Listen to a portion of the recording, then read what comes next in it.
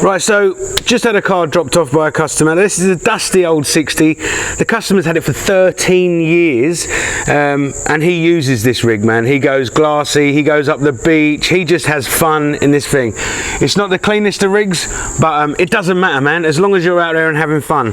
But he's been having some reoccurring issues with the fuel and ignition system, so we're going to be getting to the bottom of that today. I think it's the suspect carburetor by the sounds of it.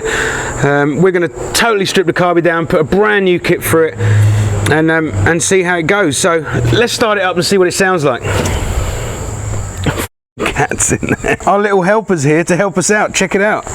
Oh, Mr. Cat at the moment doesn't have a name yet.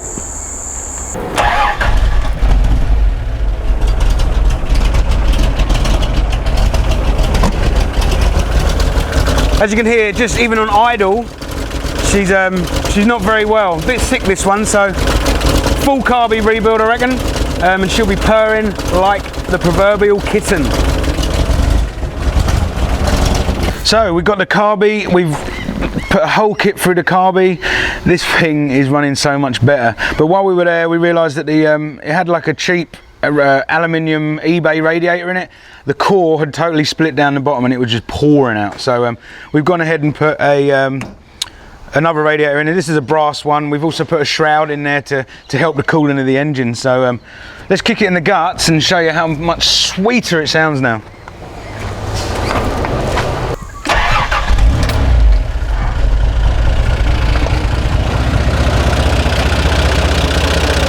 As you can hear, it's totally different engine, no coughing and spluttering anymore.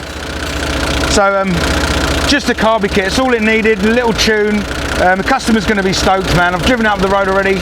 It drives beautiful, so yeah, can't wait for the customer to see it.